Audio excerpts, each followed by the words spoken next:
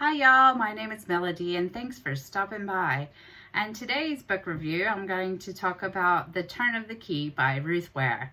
The Turn of the Key by Ruth Ware on Goodreads has 3.94 stars, and it was released in 2019. So let me just read the synopsis on Goodreads and I'll tell you about what I thought and what I got from the book. So when she stumbles across the ad, she's looking for something else completely, but it seems like too good an opportunity to miss a live-in nannying post with a staggeringly generous salary.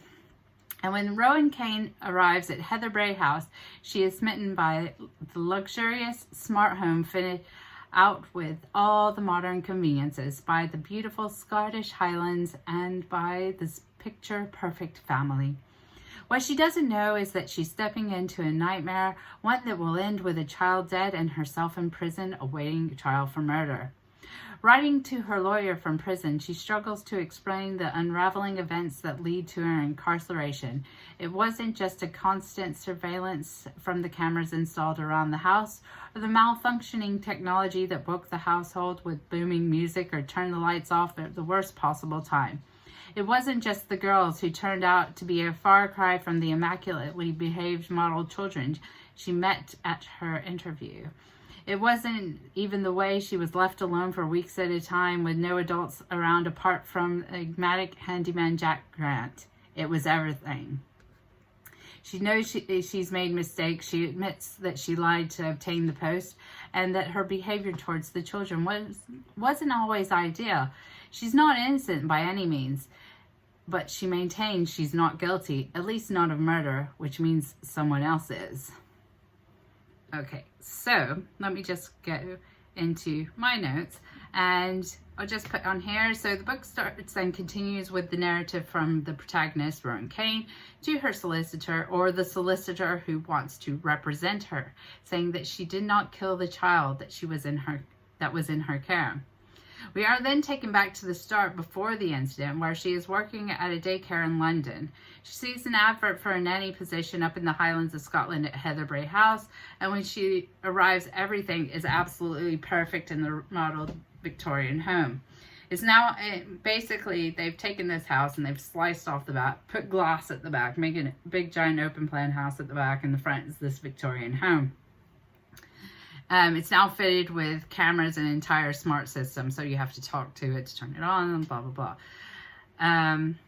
The parents, Sandra and Bill, are architects, which is why the house is built like that, who work away from home frequently. During the interview visit, Sandra is the only one home and looks over Rowan's perfect resume. However, when she leaves, the child called Maddie, who's Maddie, comes over to her and tells her not to come back as the ghost wouldn't like it. So that's your first spooky thing. And the job pays something like $50,000 for the year as a nanny. So she accepts the offer and moves to Scotland. And she gets along with the handyman, who's Jack Grant, and he doesn't live in the smart house. He lives out in like a little farm situation outside. But the housekeeper there, she doesn't get along with her at all. And the two youngest children seem to like her. So there's a baby and there's a younger child. But the oldest one, the oldest one at the house, Maddie, is like totally standoffish and blatantly mean to her, trying to get her into trouble by taking her into a garden, which the previous owner was a biochemist or something like that. He worked a lot with plants and poisons. So he had this poison garden in the grounds of the house that he kept, and he grew entirely poisonous plants.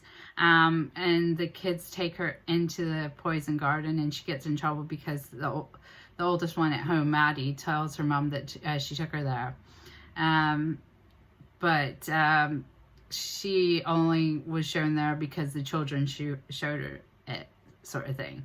But weird stuff also starts happening, like the smart system turns on and off automatically, and she can hear footsteps above her room in the bedroom that she's staying in, where no one could be because all that upstairs is sealed off.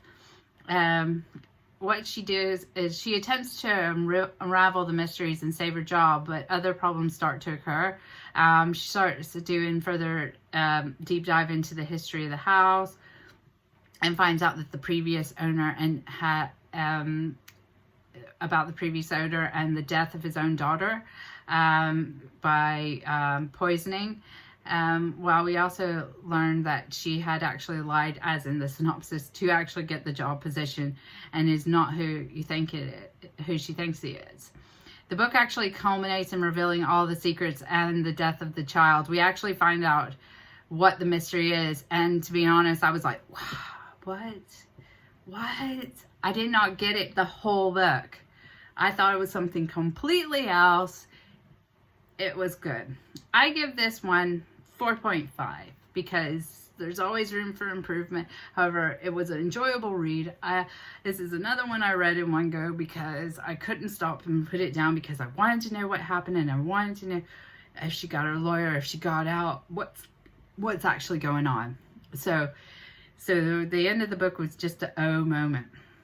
I would like to know what happened after that, but as we've seen with most mystery books and thrillers that I've read, that nobody ever tells you what happens after it.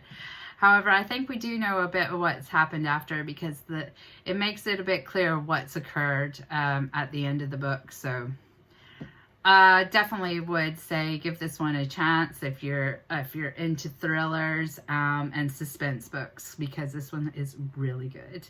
And that's all for me today, and I will say this: I love you guys. Stay safe, stay positive, and I will see you in the next one. Bye.